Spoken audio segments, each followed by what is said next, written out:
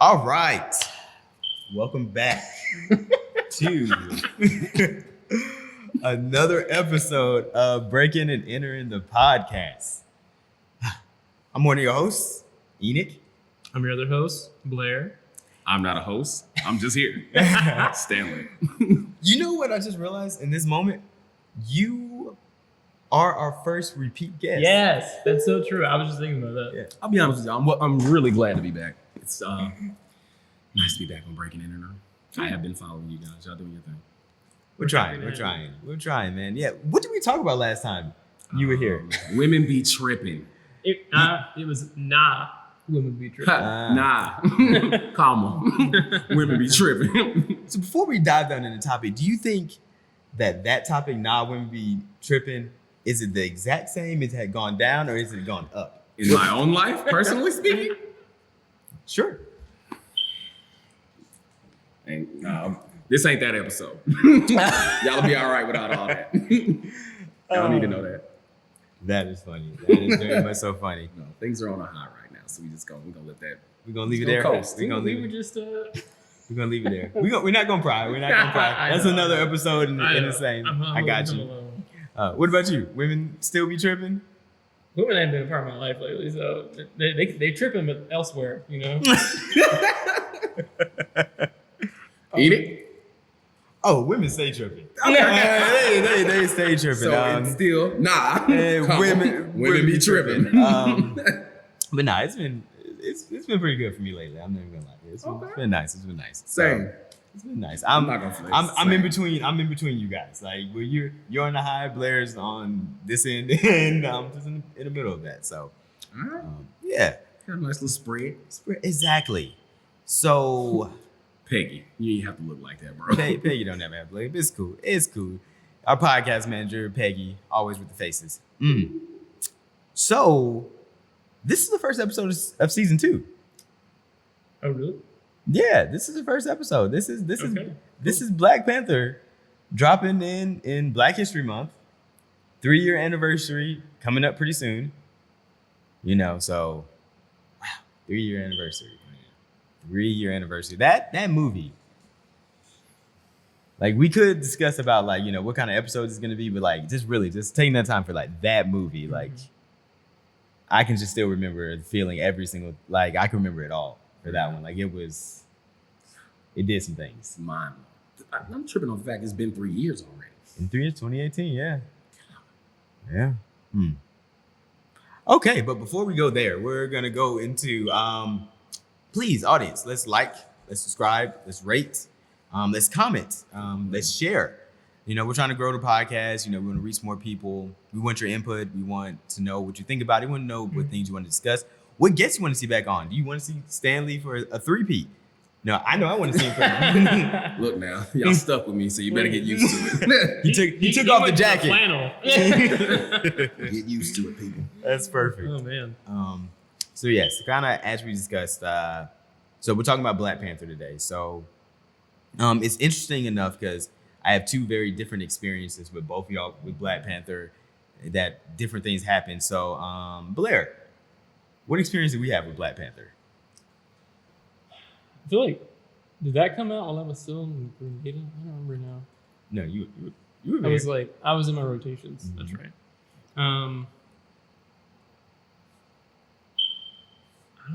I don't remember.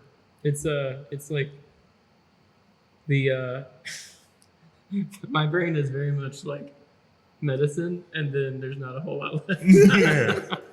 That's fair. Fair, Dr. Smith. Fair. Okay, but I know you have a better memory than me on like some of those points. So typically, when you start talking, it like inspires some memory for me. Okay, well, Blatant memories. blatant memories. Okay, so what's interesting enough is that I've only been to one movie to see it multiple times, and that was Space Jam back in like 1995. Yes. Yeah, that's the only movie I've seen multiple times in the theater. You were literally 5. I was like, yeah, exactly. I'm sure you had a choice. Not really. But that's the only movie I've ever been to see twice. Before Black Panther, I went to see Black Panther 5 times in movie theaters. Like 5 times. With like 5 different people. 5 different people, 5 different experiences. Yeah. And I went so twice. I think you were, Blair, you were the third person. Yeah. You were the third person I went to see it with. It's interesting. We've always had a very interesting, relationship dynamic, just from pure physical perspective, we come from 2 very different worlds, with 2 very different experiences. To have a movie like Black Panther that's really going to focus on African culture, its history, its representation, like really not do anything that really assimilates to just the culture of Western standards and really focus on that. And then having our friendship and dynamic, us going to see that, I feel like was a monumental point in our friendship.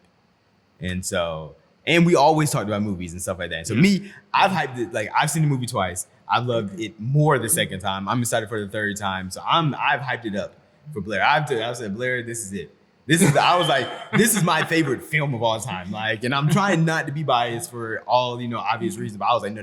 This is just a masterpiece. And it's my favorite film. So going into the film, I don't know if you can recall, how did you feel just after I didn't hyped it up this much? I mean, I was like ready for it, When you're one of the people that I trust. I trust your opinion more than most. And so when you tell me a movie is good, I'm prepared for it. And I have my mind ready, my heart ready for what's coming. I don't know. I went in open, ready for what was coming. Okay. And so 2 hours and some change later, how did you feel? I mean, it's funny. I actually just rewatched it this week, right? Because I felt like I needed to. It's one of the, I don't know. It's anniversary time. Yeah.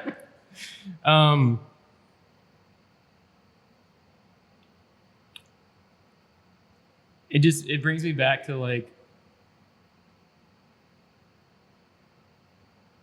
it brings me back to villains not being bad. More misunderstood than yes. And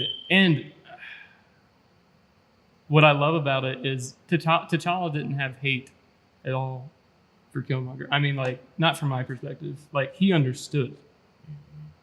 He thought that there was a different way that was the way that needed things to be done, but he still had love for him, for the villain. I don't know that. I think it was more empathy than anything else. Yeah. He understood where he was coming from. This may not be how we operate, but on the same token, I see where you're coming from. Yeah. Well, not only that, but I feel like he almost felt like he personally betrayed him without even it being his choice. It wasn't even his fault, but he's responsible for it. Yes. So, I don't know. I have a lot of feelings about it. It's hard to completely articulate them. Okay. So Stanley, we have a completely different experience. Completely 100%. Okay. Different experience. I mean, I'm gonna let you dive into it. No, by all means, lead in. So let's see, because we went to high school together, so we knew each other. We obviously were Facebook friends throughout college and Instagram friends and stuff like that. You always were saying some funny things, send a nice little emoji or something, thumbs up, fire sign, something like that. We were those friends. Yeah, not like cool, but not, it was not like, hey man, what you doing tonight? You gonna hang out and stuff like that. Now, my next short film is the first film that you're not a part of. You've been a part of my first 3 films. You starred in my first film. True. Yeah, I appreciate you for that. By the way, you started my latest film before this one. You killed it. So stay tuned. Yeah, and so it's you've been a part of the journey the entire time. Here, so how do we go from emoji to I'm starting to be real and you're here the entire way of the journey? So I don't even remember the day, time, any of that. It was just I got a text message from a friend about the casting they were doing for Black Panther. And I get there. I hope she's not watching this, but I took off from work to go to the casting for Black Panther. I was in grad school at the time, and I was working at the time. So I took off from both to go to the casting. And I get there, and the line is, You think you've seen a line for like Jordans outside of the mall? No. You have no idea. This was a line. Mm-hmm. And I'm walking down like, okay, we're in the back. So going to the back. To the back. And who do I run into? Lo and behold, you and Sherman were there. Mm-hmm. And they were there being cast for the movie. And we just kind of connected, man. It was just a quick reconnect. Somehow that quick reconnect became... Yeah, because I remember after seeing you there, I saw... What did I end up seeing? I saw you post a video on it. First of all, his Instagram videos are legendary. Absolutely legendary. They're all gone now. They are all gone, but they are legend. So you posted a video about 90s love and wanting like that 90s love. And you said like, I want that, Martin and Gina, that Will and Jada, something like along those lines of like 90s love. And I remember at the time I had an idea of writing a script about like men and like dating, millennial men dating and like in this atmosphere. I was like, I need to write a character named Stan. And I like literally based the character on that line. And it was very true to life. It was very true to life. And then I was like, well, let me see what Stan's doing. Like, cause he's way too like animated to like just be, I'm just going to master school. Like, get my master's degree. Like, you more. So then I was like, man, let's meet up at Morris Madison. Yeah. And we met up at Morris Madison. And we wrote an entire script that day. Yeah, man. We did things. And it's just, from then it was just like, hey, what are you doing? This and that. Oh, I have this idea. Then you said, because it was bloomed out of that one seed. That one seed, because you were like, I'm a writer. I got books. I was like, I'm a writer. He's like, I got scripts. I got these ideas. Like, oh, man. I was like, you want to give me ideas? He was like, yeah, you want to give me? And it was just, it gelled, man. It gelled and it went. Fell in place. And then I got to meet Peggy and Blair, and I already knew Leo, but like it gelled, man. Everything just kind of fell in place naturally. It did. But would I have paid attention to that video as much if I hadn't seen you like almost, it was like the day beforehand at Black, and we just had like, cause I got your number that day. I had your number before then. True. So it's literally like I was able to text you about like I had the script and I'm writing the character and all that kind of stuff, as opposed to like sending a DM.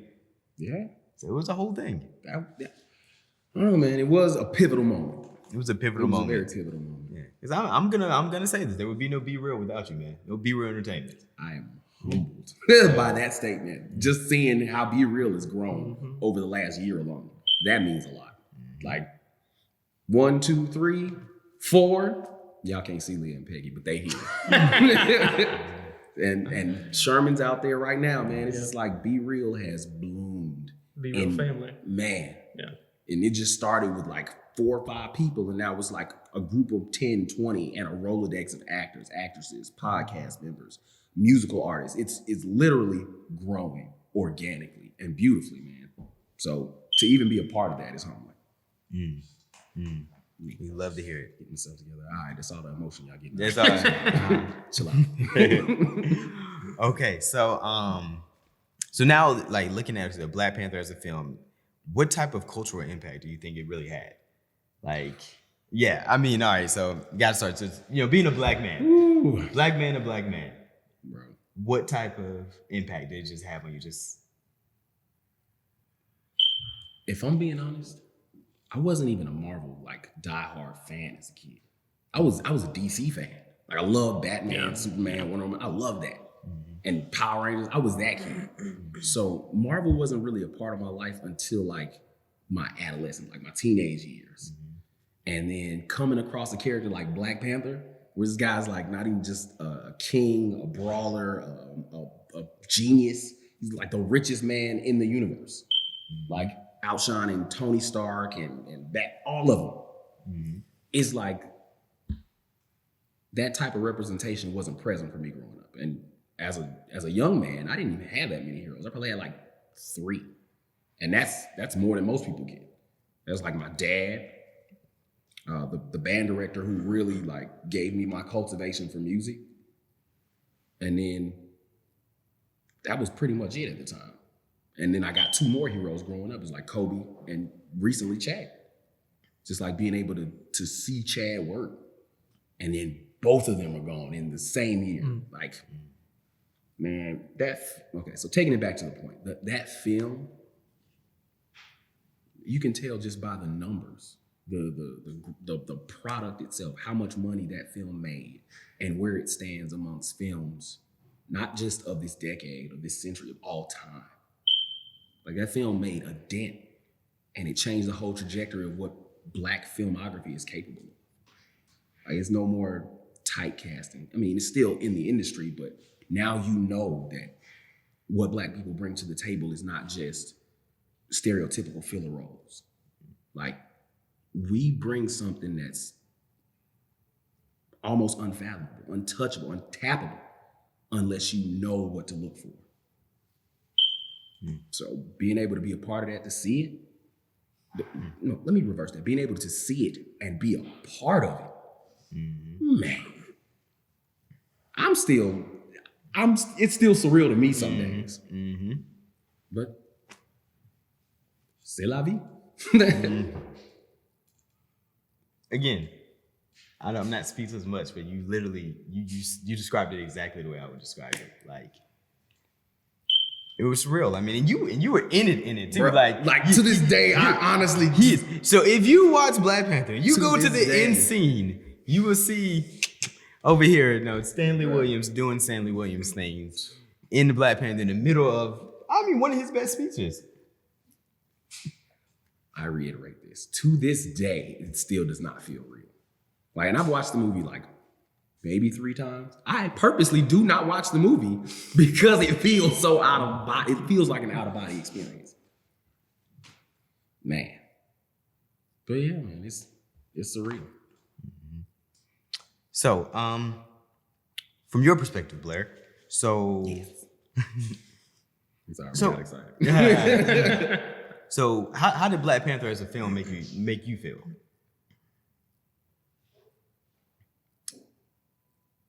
So,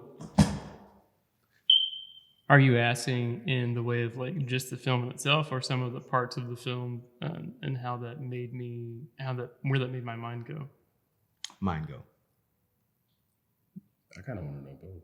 Yeah, okay. Both, yeah.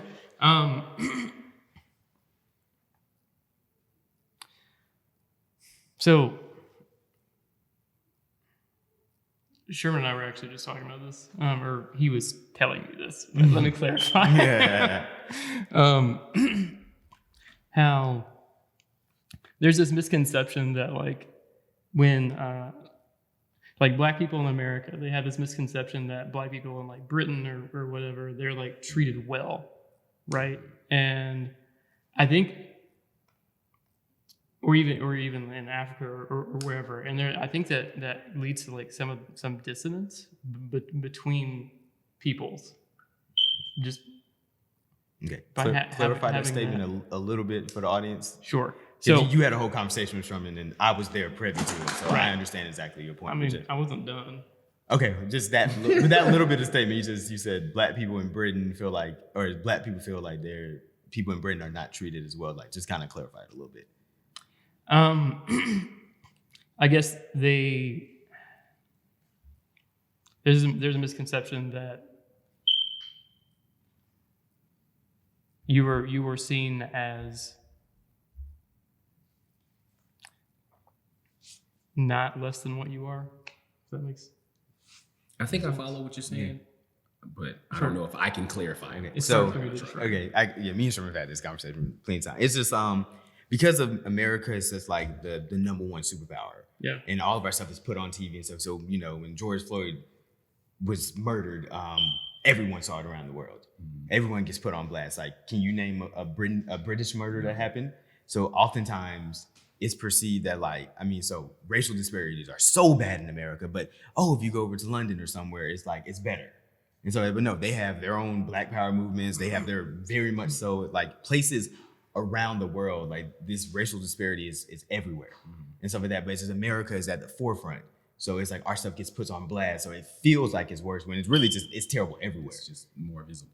It's more Sure, but okay, so that's part of the point. But the other part is that what the perspectives that we tend to hear from Black Americans traveling to Europe or wherever are from like famous Black Americans, and they by their nature are actually treated differently than the average Black American that goes and travels over there. And so, like Sherman talks about like books that were like written by famous Black people, like James 50, Baldwin. yeah, exactly. And he questions that perspective of like, well, yeah, but everybody knows you, so they're probably like unconsciously going to treat you differently than the average person that they don't know. And I felt like Black Panther I felt like the purpose of it was to actually an effort to unify Black people everywhere, and to say that we actually need to like start helping each other and doing that consciously, not just doing it by like default, but like actually consciously thinking about how do we do this? How do we include everyone? Yes. And it wasn't about, because the whole mentality of Wakanda was like protect our people, in which I understand that. Like that makes perfect sense to me. That's like if you and your family and you're good, Protect your right? home. You need to protect the home. If you leave that home, you leave them vulnerable to everything else. And so I completely understand that mentality, because you don't want to lose what you have, but you can't let the fear of losing what you have keep you from helping other people to actually come into their own and actually really attain their potential. And so I felt like Black Panther was the essence of actually coming out and making sure that we are helping other people come to their potential. And if you have that capability, make sure that you are helping other people get that capability. Okay. So follow-up question. Do you feel like it succeeded in that effort in regards to how the world is operating more so today than pre-Black Panther? I think it takes a very long time for that to actually pervade. For it to be visible. Yes. Not even just visible. So I guess my perspective of films and of media and culture are that it takes some for it to actually enter the subconscious. And frankly, one movie, it does a lot because it's the beginning, but we need a lot more than just one movie for the subconscious to actually start changing. It's a beginning of it, but it needs to be developed further. And as that happens, then you will start to see more and more of an unconscious joining of all of these things. That's my perspective. But okay. I can agree with that. I think it takes about 10 years. And I was literally thinking about the same, because I'm thinking about like the younger generation who's growing up with Black Panther. They're probably going to be the ones that we see that effort out of. Yes.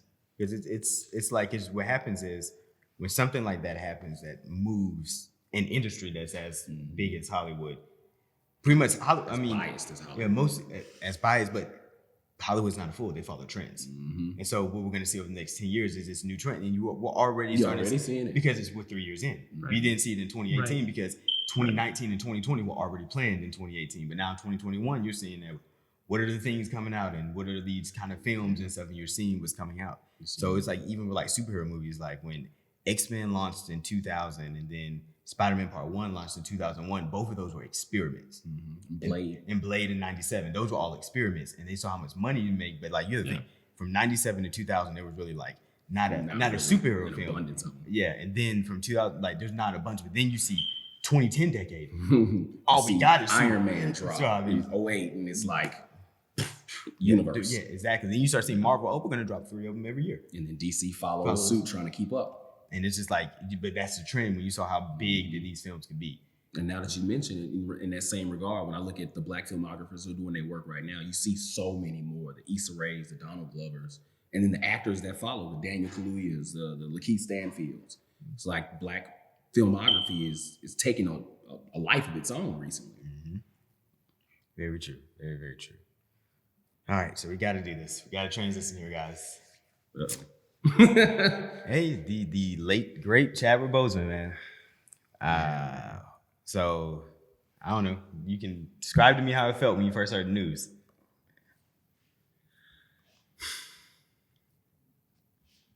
All right. Full disclosure moment. Like I told you, I have not had many heroes in my life. Not many. But Chad was definitely one of them. And I think that's just being able to watch him work and being able to experience the energy that he brings to a set. And if I'm being completely 100% honest with y'all, on my way to work that morning, I cried. I can't even BS you. And this is like full transparency moment. I don't cry. Like, I don't cry. Like, I can't. That was probably the last time I cried, period. Mm-hmm. In like the last 5, maybe 10 years. But that one broke me down, man. Just, and then hearing the story that followed about how he was from Black Panther through every other film he did post. Like The Five Bloods, Ma Rainey's Black Bottom, all of them. He was literally battling that situation. Yes. And that does bring up an interesting point, because like I remember like 2019 and stuff like that, and like All-Star Game weekend, and because he goes everywhere, he's Black Panther. Now we're kind of forever, we're all this, but there were times where he was like, it wasn't and I remember on social media, everybody was like, oh, he's just over this. Like he just, he doesn't want to be there. But he was always being Black Panther for the kids, for the sick people in the world. And he was always showing up as T'Challa. Not even as Chadwick. He was showing up as T'Challa everywhere he went to. And it's like, everyone was so quick to try to make these jokes and try to say that like he's sick of it. And it's like, you don't even know what this man's battling. So it's not that the energy's not there, not because he doesn't want it to be there, because it's physically not there. And then on top of that, when he hopped on social media and he was doing a live, and you could see the weight loss from, I guess, the chemotherapy he was going through at the time, and immediately people start firing off jokes. Mm-hmm. And I'm like, social media has kind of ruined, and it has its pros, but in that regard, it has ruined a lot. I remember where I was when. Oh, please. I was actually at like a good friend's house, Aisha, and her husband. Mm-hmm. Her husband was the one that like told me. He was like, Chadwick Boseman's dead? And I was like, what? I was like, this is a hoax. Yeah. I was like, nah. And I kind of like, I let it hit me a little bit, but I kind of like moved on, as frankly most of the time I do when I hear bad news, because I know that I'm not about to be able to process that emotionally right there in front of everyone that's around me. And later, like in the week, like probably 2 or 3 weeks later, as I was like really thinking about where he was and what he actually went through, like he got this diagnosis of cancer, and he knew from the beginning there was a possibility that this was going to take him out, and with his family and everything else. But he also knew what was most important to him. The legacy. Yes. He knew what he could bring to us. And then he did it. He gave everything. Because it's one thing to know it. It's a whole entire different thing to do it. Yes. No, he did it. And it made me just think and feel how much strength he had to have to actually go through all that until the very end. Mm-hmm. Like he didn't tell anybody. I mean, besides close family, right? I was saying, and that honestly, like, kudos to his family and the people who knew, because no one had any idea. You talking about loyalty? We did a whole podcast on loyalty. Yes. That's what we meant. Like literally nobody knew. No, there was no leak. TMZ was like, what? TMZ was like, late. TMZ is usually on it. Yeah, like no one. And not even just the loyalty, the foresight, the ability to understand that would be the thing that detract away from the legacy that you're building. And if TMZ or BET or anybody, any news network gets a hold of that, it's like, it's not about the filmography anymore. It's not about the passion. It's not about the legacy you leave behind. It's about you being sick. And that becomes who you are. Because one thing I've noticed about celebrities is as soon as something, look, I'll give you an example. Look at Chris Brown. Chris Brown has been leading a life that is just like his own. But we still hold on to that one moment he had with Rihanna. And now he's like abusive forever. That becomes your thing. And I'm not saying that's good or bad. That's not the point. I'm talking about Chadwick Boseman in this regard. It's like, if that had been the thing, the leak, that would have been his legacy. Now, that's just an addition. That's like another thing to stand on top of the legacy you've already built. Yes. So I didn't cry when I first got told, but after I actually took the time to really process and think and feel, I cried then. Right. I booed like a child, man. It was bad. Mm-hmm. Oh, it was good. I mean, that's honestly, that's a beautiful thing. That's the most beautiful. That means you created beauty in this world. Because think about it, that's so beautiful that I came in and created something that made you feel it on a level that something had to come out of you. Like, that's honestly, at the end of the day, I think that's any true creative artist. That's what they aspire to do. Like, I mean, to me, he was the person, he left it all out. Like, I don't think, like, he walked into heaven and probably collapsed. And he was just like, hey, I left it all on earth, man. I need y'all to take this cloud and let me just float me to my destination. I need about 10 years just to sleep at this point. I'm not sure if there's a verse in the Bible or a prayer, but it says, it talks about that, how you're supposed to leave everything out here. You're supposed to do as much as you possibly can to just not only better your own life, but to leave something behind that taps in, that touches everybody, that it permeates into the soul, man. And then when you walk out of here, you know you did your good work. You just know it. And I feel like he left knowing it, man. Yeah, he left. I think because of what Ma Rainey's Black Bottom. Even though I haven't seen it, I've heard his performance in it is exceptional. Oh yeah. So I believe he probably knew that this might be it. Yeah. Right. He put his foot in there, and Viola Davis just balances him out so well, man. That energy is just like, not as a trained actor, but as somebody who aspires to do the craft well, you look for that in film. You look for actors who you know are not just playing a role. They're there. They're present. There's so much in it. When they leave, it's still a part of it. That balance he and Viola Davis had in that film is like, it's like the tension you look for in every relationship. It gives and it takes. Mm-hmm. Oh, y'all got me on here today, man. Yeah. So usually this would be the time where we transition into, film, movie segment of the podcast, but this is the film podcast for this one in particular. I think an appropriate way to like really kind of have this segment is, what does Black Panther mean to you? And because of what it means to you, how do you think you're going to go forward living life now, like post 2018, even now, particularly post Chadwick Boseman's passing late last year? So I can start this one off. Yeah, it's a deep question. I know you guys need maybe some time to reflect on it, but for me, so I'm super critical, especially about film. Oh my God, as you should be. Yes, I'm super critical. I'm always thinking about, man, this character could have been better, this and that.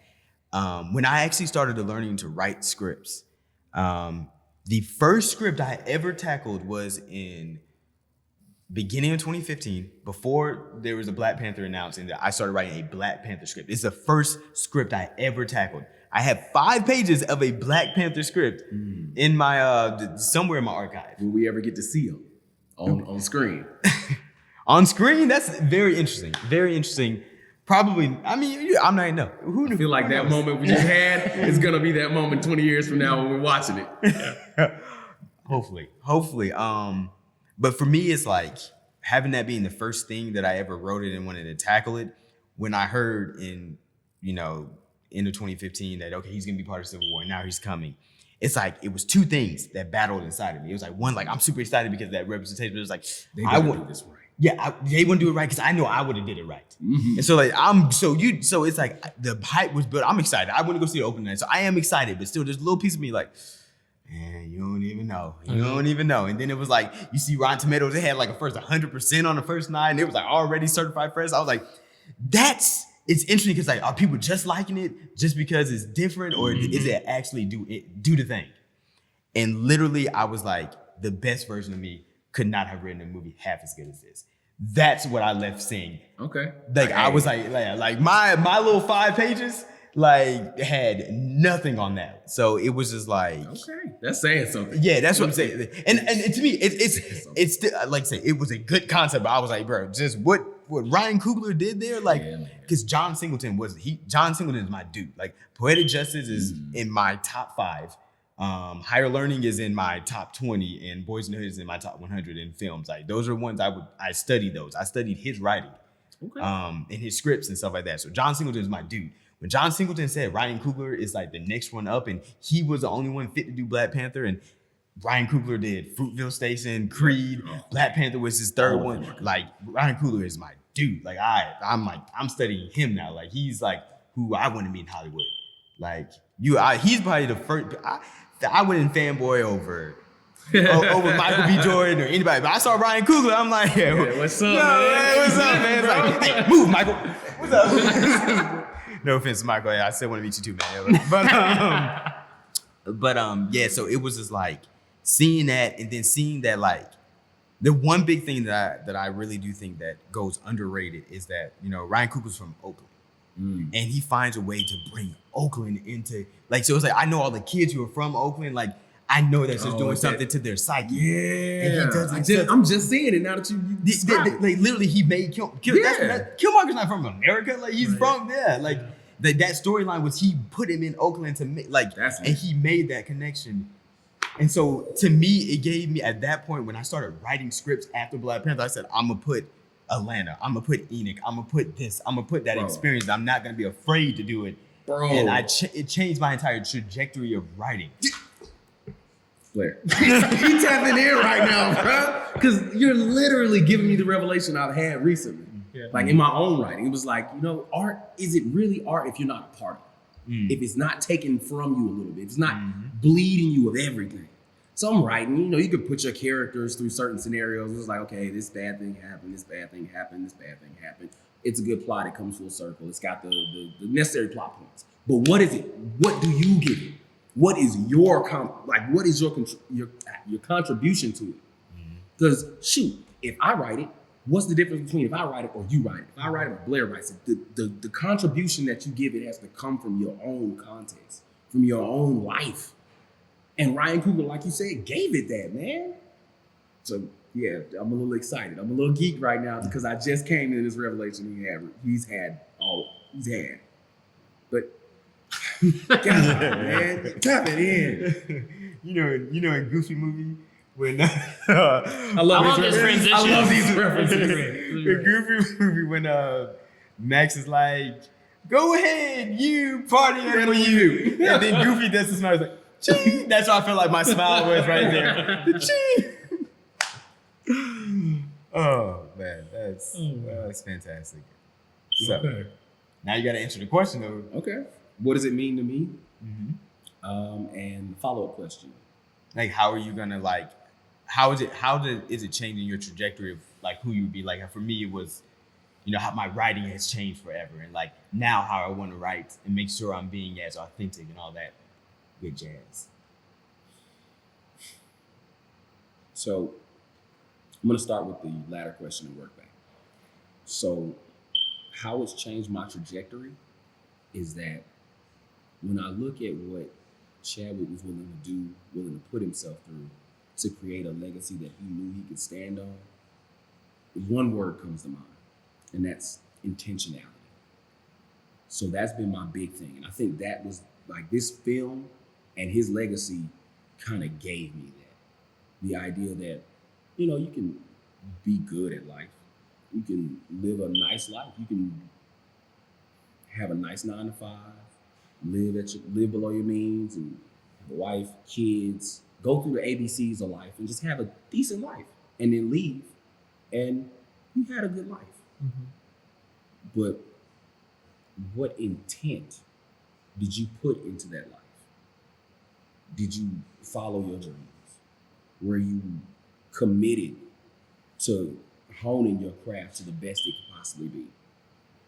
Did you leave something behind it's going to be transcendent beyond your own physical body? So I think Chad gave me that specifically, is that from this point forward, I'm not just going to live my life in a way just because I was born into it. I want to be intentional about everything that I do, from my acting to my writing to my 9 to 5 to outside of my 9 to 5 to my entrepreneurial endeavors. Everything has to have a focus to it, a reason behind it. And if I don't come with that reason, then I'm doing a disservice to not only my own legacy, but to his. It's like, how do I take who I am and leave my stamp on not just this world, but the universe? Like, to put my foot into it to a point where it's like, okay, he was here. And he wasn't just here, he did something while he was here. So that's been my big thing for like this last year. Just really, like, since Black Panther dropped and every day since, it's just been like, if you're gonna do it, you're gonna do it 110, and you're gonna put your reasoning and your rationale behind it. Period, point blank. That's it. And I guess the reason Black Panther, what it meant to me, led to that was that, like you said, Ryan Coogler, Chadwick Boseman, Michael B. Jordan, the host of the cast, everybody was on the same page because there was an intent behind it. There was a reason as to why we're doing this. It's not just to make a good film. It's to make a great film. It's to make something that's going to stand the test of time. It's going to change time. Like, we talk about pivotal moments. That was a pivotal moment because it literally took the trajectory of Hollywood and turned it on its axis. And it did. And it did it in such a way that, I mean, because you have to think, like, this, you got to take a step back. Like, what if Black Panther would have flopped? Yeah. Like, given a $200 million, like, budget, it wouldn't happen again. What does that mean for Black filmography? It doesn't happen again. Like, literally, we're going to enter into another dark ages of Black film, and they're gonna be like, see, this is why we don't give you this. We see, can't experiment with you guys don't come on the show. This is that. Like, and so if from a lot of filmmakers' perspective, they would have went safe route. They would have done safe things. They would have done things that they know would sell.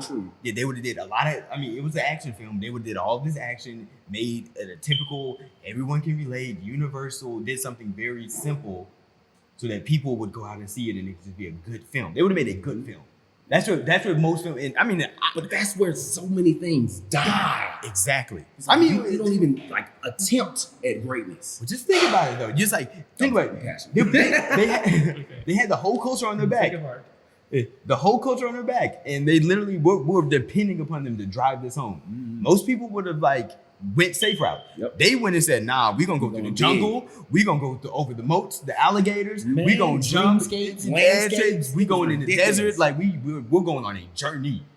You know, they challenged every notion you could possibly imagine. And they bet on the culture, and they bet on themselves, and they won the fucking lottery. Like that's what they did. Yeah, man. I feel like that could have been the end of the podcast, right? Drop the mic. No, we got one more. We do got. I gotta drop us some gems. Yeah, man. I gotta come. So for me, it's not as much about the movie itself. It's about Chadwick. I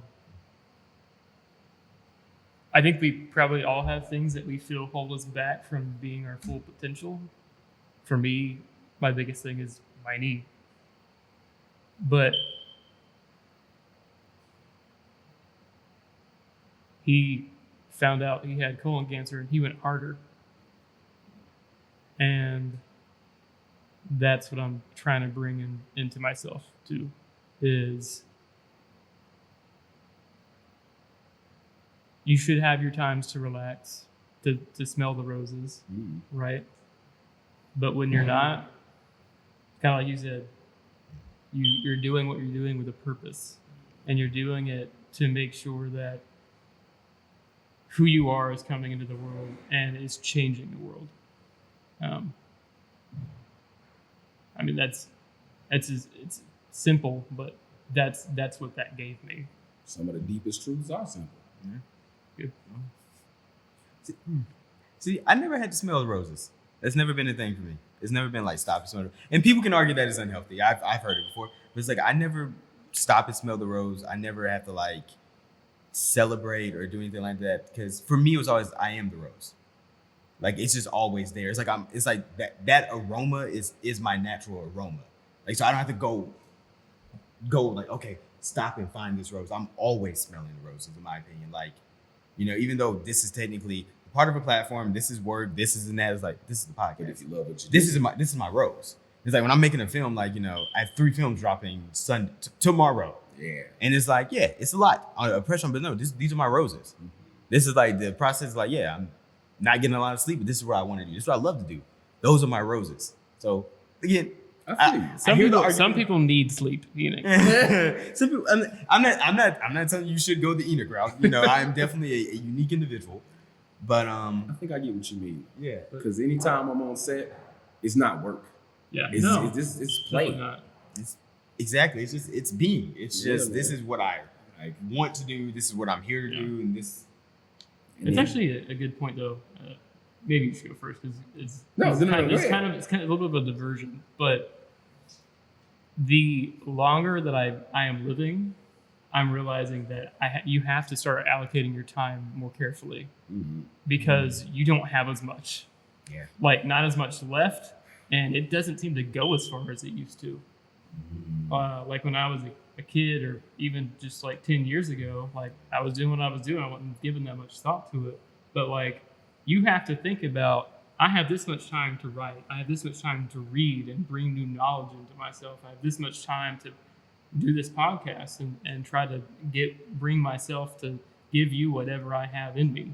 So there's you have to start really choosing what to do with your time.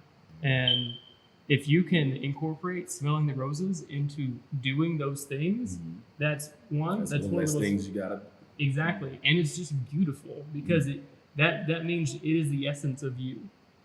Whenever you are putting out your essence into the world, it feeds you back, and so Yeah. that's Hey, Yeah.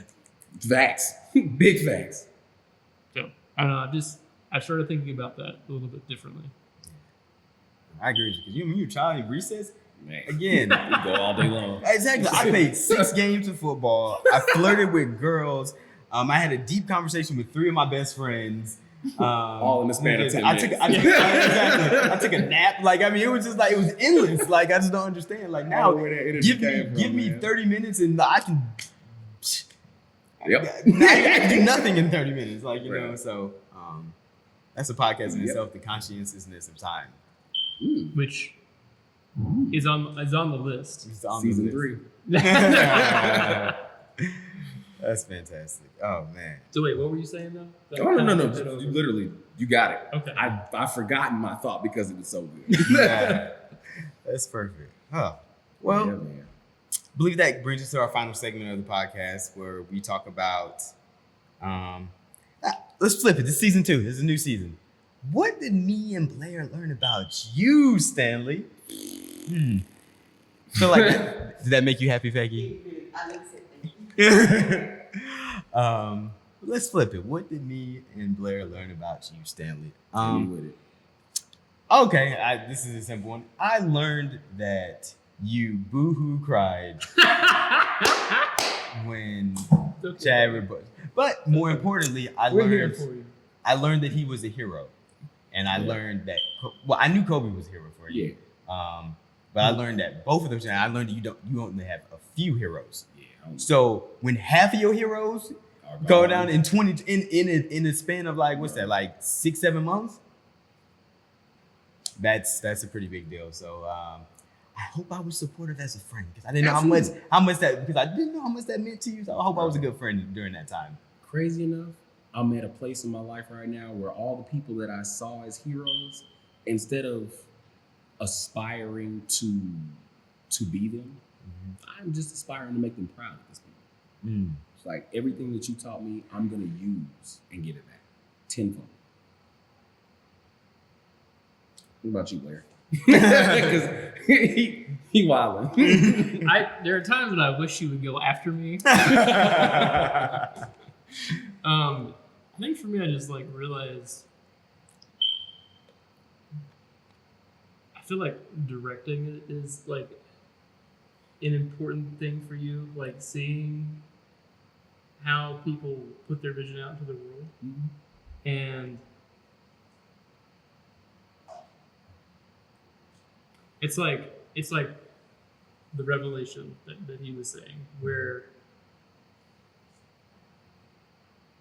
you need to bring a piece of yourself into everything you do.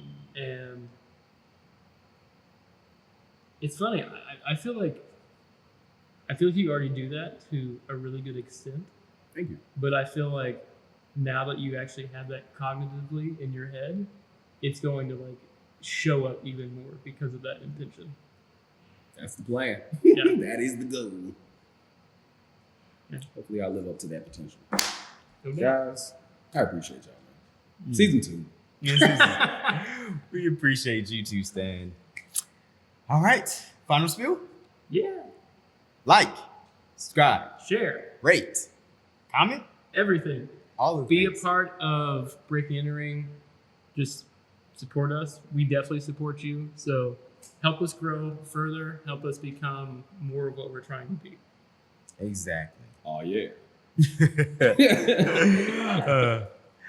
As always, I'm Enoch. I'm Blair. I'm Stan. I'm Black. And Leah's there too. And Leah! Leah!